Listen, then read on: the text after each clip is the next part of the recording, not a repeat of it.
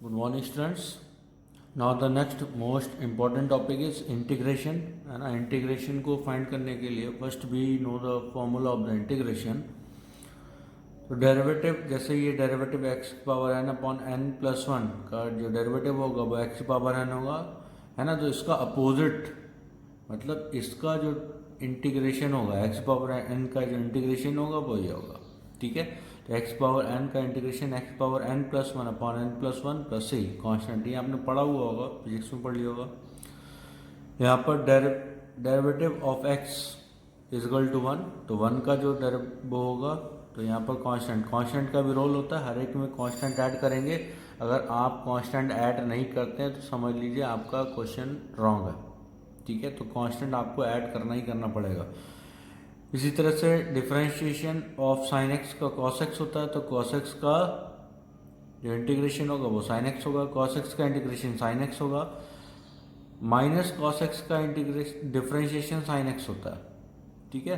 तो यहाँ पर साइन एक्स का जो इंटीग्रेशन है that is equal to minus का कॉस एक्स. साइन एक्स का डिफरेंशिएशन कॉस एक्स होता है, लेकिन साइन एक्स का इंटीग्रेशन माइनस का कॉस एक्स होता है. ठीक है. सिमिलरली कॉस एक्स का इंटीग्रेशन साइन एक्स होता है. टेन एक्स का डिफरेंशिएशन सेक स्क्वायर एक्स होता है, तो सेक स्क्वायर एक्स का इंटीग्रेशन टेन एक्स होगा. ठीक है. उल्टा ही होता है. कॉट एक्स का differentiation minus cosec square x होता है, तो माइनस कॉट एक्स का डिफरेंशिएशन कॉसेक स्क्वायर एक्स हो गया. ठीक है. तो कॉसेक स्क्वायर एक्स का integration minus cot x plus c. इसी तरह से सेक एक्स टेन एक्स, इसका इंटीग्रेशन कितना हो गया, सेक एक्स हो गया. कॉसेक एक्स कॉट एक्स का इंटीग्रेशन माइनस का कॉसेक एक्स हो गया, है ना. साइन इनवर्स एक्स का डिफरेंशिएशन होता था one upon under root one minus x square, तो डी इसका integration one upon under root one minus x square का इंटीग्रेशन हो गया साइन इनवर्स एक्स. ठीक है. तो ये आपके क्या हो गए, इनवर्स वाले फॉर्मूले हो गए. सिमिलरली एक्सपोनेंशियल फंक्शन देखेंगे. एक्सपोनेंशियल फंक्शन क्या हो गया, e की पावर x का जो डिफरेंशिएशन है दैट इज e की पावर x, तो इंटीग्रेशन भी e की पावर x ही रहता है. log x का जो डिफरेंशिएशन है वो वन अपॉन एक्स होता है, तो वन अपॉन एक्स का जो इंटीग्रेशन होगा that should be log x, है ना. सिमिलरली यहाँ पर d over D x of a की पावर x log a, है ना. तो यहाँ पर a की पावर x log a, है ना. वहाँ पर आपको क्या होता था अपॉन लॉग ए यहाँ पर, और वहाँ पर डिफरेंशिएशन में ए की पावर एक्स का डिफरेंशिएशन होता है ए की पावर एक्स लॉग ए इन मल्टीप्लाई में होता है. यहाँ पर क्या है अपॉन में लॉग ए. ठीक है. तो ये बेसिक डिफरेंस है, तो ये आपको थोड़ा नज़र रखना है ना. तो ये हमारे सारे स्टैंडर्ड फॉर्मूले हैं, ये हमें याद रखने हैं. ठीक है. और उसके बेस्ड ही आपके क्वेश्चंस कराए जाएंगे. Now here are some basic properties of indefinite integration. Like किसी फंक्शन को अगर मैंने डिफ्रेंशिएट करा तो अगर वो gx बन गया, है ना. जैसे differentiation of what, differentiation of x square, तो ये 2x बन गया. ठीक है. अब 2x का अगर मैं इंटीग्रेशन करता हूँ, अगर मैं 2x का इंटीग्रेशन करता हूँ तो वो एक्स स्क्वायर प्लस सी मिलेगा, है ना. तो वो एफ एक्स प्लस सी मिलेगा. तो ये एक प्रॉपर्टी होती है. ठीक है. बहुत इंपॉर्टेंट प्रॉपर्टी है ये, है ना. बहुत ज़्यादा कॉम्पिटिशन में यूज़ आती है. सिमिलरली कोई दो फंक्शंस ऐड या सब्ट्रैक्ट हो रहे हैं और उनका इंटीग्रेशन करना है, तो ये इंटीग्रेशन सेपरेटली भी हो सकते हैं. लाइक यहाँ पर मैं बोल सकता हूँ integration of f x d x plus integration of g of x and d of x, है ना, plus minus. Like integration of sine x plus का cos x d of x, ये देखिए वैल्यू, तो इसको आप लिख सकते हैं कि integration of sine x d x plus integration of cos x d x, है ना. तो ये कर सकते हैं.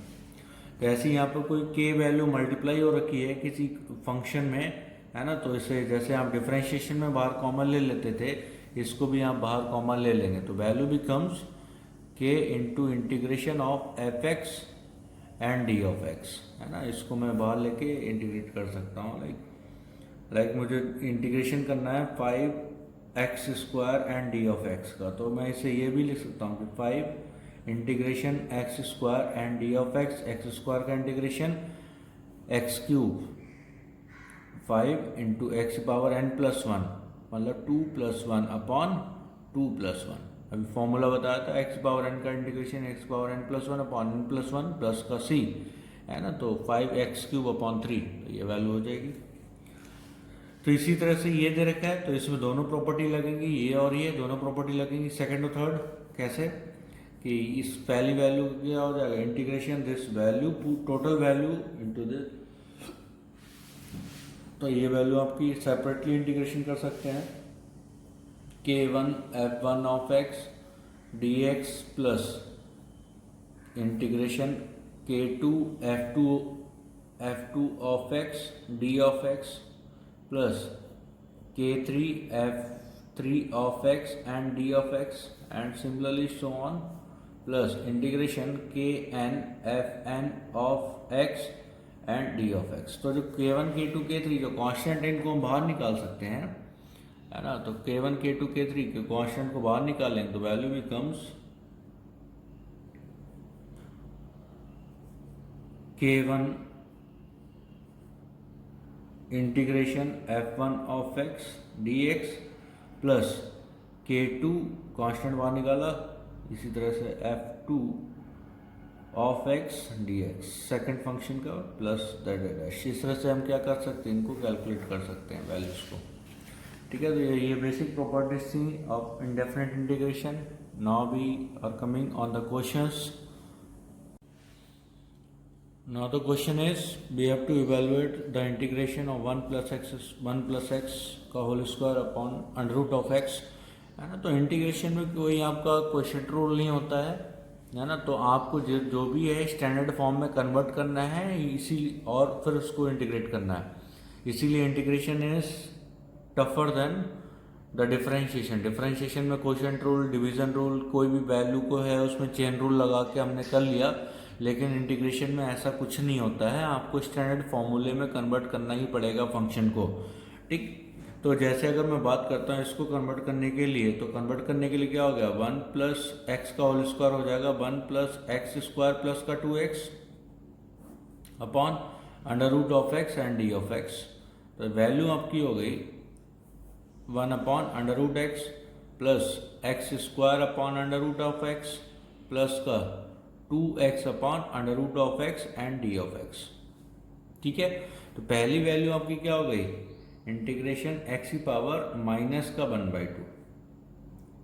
तो इसको सेपरेटली है तो सेपरेटली सभी में इंटीग्रेशन दे सकते हैं, डी ऑफ एक्स प्लस ये वैल्यू आपकी हो जाएगी 2 माइनस 1/2 दैट इज 3/2। तो इंटीग्रेशन एक्स की power 3/2 and d of x plus 2 integration x power 1/2 and d of x.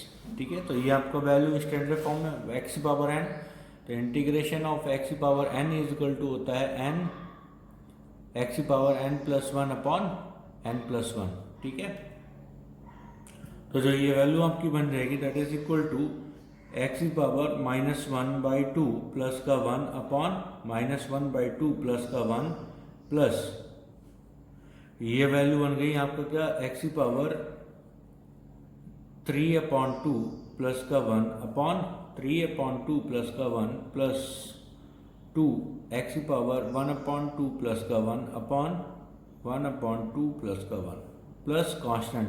अगर 3 इंटीग्रेशन है दैट मीन्स ये नहीं है कि तीनों जगह पर हम कांस्टेंट ऐड करेंगे, है ना, क्योंकि क्वेश्चन में हमें एक कांस्टेंट ऐड करना पड़ता है, तो वो कांस्टेंट आप एक जगह पर ऐड कर दीजिए, कोई दिक्कत वाली बात नहीं है। तो वैल्यू ऑफ दिस इज ये हो गया एक्स की पावर 1/2 अपॉन 1/2 प्लस एक्स की power 5/2 upon 5/2 plus 2 into x की पावर 3/2 अपॉन 3/2 प्लस का c कांस्टेंट, है ना। तो 2 आप इसको सिंपल अरेंज कर लेंगे। ठीक है, थोड़ा सा कॉमन लेना चाहे तो कॉमन ले लीजिए 2, अदरवाइज ऐसे छोड़ दीजिए, कोई दिक्कत नहीं। ठीक है, तो ये हमारा इंटीग्रेशन ऑफ किसका हो गया, इसका इंटीग्रेशन हो गया। तो स्टैंडर्ड फॉर्म में आपको कन्वर्ट करना ही करना पड़ेगा। ठीक है, तो यहाँ पर ये दे रखा है find the anti derivative, that means क्या होगा, डिफरेंट इंटीग्रेशन ही फाइंड करना है ऑफ वो एफ, कैपिटल एफ, मतलब anti derivative of f defined by f of small f, मतलब एंटी डेरिवेटिव एफ फाइंड करना है किसका, स्मॉल एफ का इंटीग्रेशन फाइंड करना है। तो ये इसका इंटीग्रेशन फाइंड करना है when f of 0 is equal to 2। तो ये जो कंडीशन गिवन है that condition is for the constant value, है ना, ये निकालने के लिए कंडीशन गिवन है, ठीक है। तो यहाँ पर ये दे रखा है कि f of capital F of x is equal to integration of f of x, small f of x and d of x, this is equal to integration of 4x⁵ plus का वो माइनस का 6x, minus का 6x and d of x. तो यहाँ से ये value आपकी आ गई कि इंटीग्रेट कर देते हैं एफ ऑफ एक्स, तो ये हो जाएगा 4x⁵ D of x minus का 6 integration x d of x. तो capital F of x which is equal to 4x⁵ minus का 6x² इज प्लस का c इज इक्वल टू ये। तो ये अब आपको गिवन क्या है, गिवन कंडीशन गिवन कि f of 0 is equal to 2, है ना। f of 0 is equal to 2 इसका मतलब क्या हो गया कि 0 पुट करने पर ये वैल्यू 2 के बराबर है। तो यहाँ पर हो जाएगा f of 0 which is equal to 4/5 into 0 minus का 3 इंटू 0 प्लस का c। तो ये कितना है, 2 के बराबर है, दैट मीन्स क्या होगा, c is equal to 2, c is equal to 2। ये कांस्टेंट की वैल्यू आ गई, वापस से हम फंक्शन में पुट कर देंगे। तो कैपिटल एफ ऑफ एक्स आपका आ जाएगा 4/5x⁵ माइनस का 3x² प्लस का 2, है ना। तो ये हमारा क्या आ गया, फंक्शन आ गया जो कि उसका डेरिवेटिव है, ठीक है। अब मैं फाइंड करने के लिए इसी तरह से क्वेश्चंस देखिए। नेक्स्ट क्वेश्चन इज कि find the integration of 1 minus sign x upon cos square x, ठीक है। तो इंटीग्रेशन अगर मैंने लिख दिया है इसको 1/cos स्क्वायर एक्स माइनस का sign x upon cos square x d x, तो कोई दिक्कत वाली बात नहीं है। तो 1/cos स्क्वायर एक्स हो जाता है sec स्क्वायर एक्स माइनस का, इसको मैंने लिख दिया 1/cos x into sine x upon cos x, ठीक है। नीचे cos स्क्वायर एक्स, इसको मैंने cos x into cos x में ब्रेक कर दिया एंड डी ऑफ एक्स।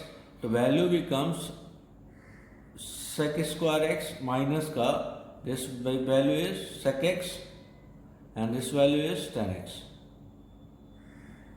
ठीक है। So sec square x minus का sec एक्स tan एक्स, तो यहां से ये वैल्यू क्या हो जाएगी,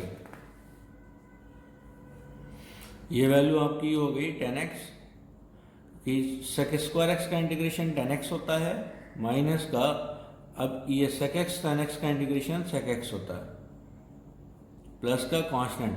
तो ये आपकी क्या हो गई, ये आंसर आ गया। तो integration i is equal to this, है ना।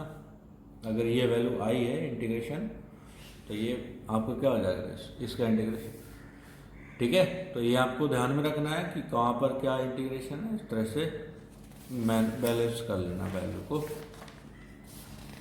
अब now the next question is like integration of this values. तो इसको आप ध्यान से देखेंगे, ये आपको मैंने डिफरेंशिएशन में कराया हुआ है, लॉग के वाले लॉग फंक्शन के डिफरेंशिएशन में, कि अगर आपको ये दे रखा है ई लॉग एंड ये पावर है ये इधर चली जाएगी log x⁶, ठीक है। माइनस सिमिलरली यहां पर ये दे रखा है कि ई आई कैलकुलेट कर रहे हैं हम, तो ई log x⁵, ठीक है। तो यहां पर मैंने प्रॉपर्टी लगाई है log a log b is equal to हो जाता है log बी की पावर ए, पावर है वो बाहर आ जाती है, या फिर मैं इसका उल्टा बोलूँ, ये प्रॉपर्टी इससे ये बताया था, इसको ये भी कर सकते हैं, ठीक है। तो ये पावर जो है वो बाहर आ जाती है, ये हो जाता है, ठीक है। तो यहाँ पर ये वाली प्रॉपर्टी लगाई हुई है। अपॉन नीचे आपका हो जाएगा ई की पावर लॉग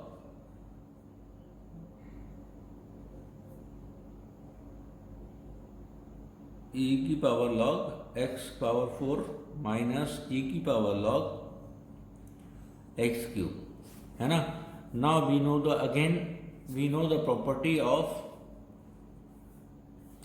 प्रॉपर्टी लाइक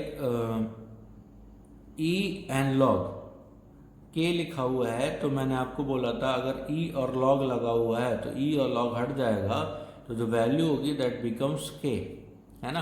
तो यहाँ पर जो वो सेम प्रॉपर्टी लग रही है ना, तो यहाँ पर वैल्यू बिकम्स एक्स की पावर 6, ये ई और लॉग हट जाएगा एक्स पावर 6, ई और लॉग हट जाएगा x power 5 minus x power 5 upon x की पावर 4 माइनस एक्स की power 3 and d of x, ठीक है। तो ये वैल्यू आपकी हो गई, अगर मैंने x पावर 5 कॉमन ले लिया, x power 5 that is x minus 1, नीचे हमने कॉमन ले लिया x cube, value is x minus 1, x minus 1 से x minus 1 cancel out and d of x। तो ये आपका कितना हो गया, integration of x square x power 5 upon x cube that is x square and d of x। तो ये आपका हो गया एक्स क्यूब अपॉन 3 प्लस का c, कांस्टेंट जरूर ऐड करना, है ना, अदरवाइज क्वेश्चन रॉन्ग हो जाएगा। तो ये इंटीग्रेशन है, तो ये आपको देखने में ऐसा लग रहा था पता नहीं क्या टफ सा क्वेश्चन है, तो ये बस आपको डिफरेंट फॉर्म में लिखा हुआ था, तो बस आपने उसको थोड़ा अरेंज करा और फिर उसको इंटीग्रेट करा, ठीक है। इसी तरह से अगर कभी भी आपकी वैल्यू, जैसे न्यूमरेटर की वैल्यू अगर डिनोमिनेटर से ज़्यादा होती है ना, पॉलिनोमियल फंक्शन की बात कर रहा हूँ, न्यूमरेटर की वैल्यू डिनोमिनेटर से ज़्यादा होती है, तो आपको क्या करना पड़ता है, उन वैल्यूज़ को पहले इंटीग्रेट करना पड़ता है, वैल्यू को पहले डिवाइड करना पड़ता है, ठीक है। तो जैसे अगर मैं इसको, दो तरीके हैं, या तो मैं इसको डिनोमिनेटर की फॉर्म में कन्वर्ट कर दूं या फिर डायरेक्टली डिवाइड कर दूं, ठीक है। मैं दोनों तरीके आपको समझाऊंगा जो आपको समझ में आता है, क्योंकि डायरेक्ट कन्वर्जन भी आपको बहुत इंपॉर्टेंट है ना। अभी आप करना प्रैक्टिस करेंगे तो कुछ टाइम बाद आप कर पाएंगे, अदरवाइज नहीं कर पाएंगे, ठीक है। तो आपको डायरेक्ट कन्वर्जन भी आना चाहिए, ठीक। तो यहाँ पर अगर मैं बात करता हूँ कि डायरेक्ट कन्वर्जन कैसे करूँगा, ठीक है। तो ये देखिए, अगर मैंने कर दिया एक्स क्यूब प्लस का 1 और माइनस का 1 upon x plus 1 and d of x, ये वैल्यू मैंने कर दी, तो इसको ये लिख दिया, कोई दिक्कत वाली बात ही नहीं है ना। अब 1 को मैंने लिख दिया 1 का क्यूब, ठीक। अब a का क्यूब प्लस b का क्यूब इज इक्वल टू क्या हो जाएगा, इंटीग्रेशन a प्लस बी मतलब x plus 1 and x square plus 1 का स्क्वायर b का स्क्वायर माइनस का ए बी माइनस का x अपॉन x प्लस 1 माइनस का 1 upon x plus 1 and d of x. इस वैल्यू को, जैसे ये value x minus y upon z है, तो मैं लिख सकता हूँ इसे x upon z minus y upon z. तो ये वैल्यू क्या है, this is x minus y upon z, तो x अपॉन जेड माइनस का y अपॉन जेड, ठीक है। तो ये देखना, तो अब ये जो वैल्यू है ये इससे कैंसिल आउट हो गई है, ठीक। तो कैंसिल आउट हो गई, तो ये वैल्यू आपकी क्या हो गई, value is x square plus का 1 माइनस का x d of x minus का integration of this 1 upon x plus 1 and d of x। तो जो ये इंटीग्रेशन है वो इसमें ब्रेक हो गया, है ना। तो ये वैल्यू देखनी है कि ये जो वैल्यू बनी है, ये वैल्यू है ना x cube upon x plus 1, ये वैल्यू किसके बराबर है, एक्स स्क्वायर प्लस का 1 माइनस का एक्स माइनस का 1 अपॉन एक्स प्लस 1 के बराबर है, ठीक है। तो इतनी वैल्यू देखनी है कि ये वैल्यू आ रही है कि नहीं आ रही, इसको आप सिंप्लीफाई करेंगे ये वैल्यू आएगी। ठीक है, तो इसको इंटीग्रेट करने के लिए एक्स स्क्वायर को इंटीग्रेट करने के लिए आप सबके क्या हो गया, x square upon x cube upon 3 plus का एक्स माइनस का एक्स स्क्वायर अपॉन 2 है ना, माइनस का 1 अपॉन एक्स का इंटीग्रेशन लॉग एक्स, तो ये आपका हो गया लॉग एक्स प्लस 1 प्लस का सी। ठीक है, तो ये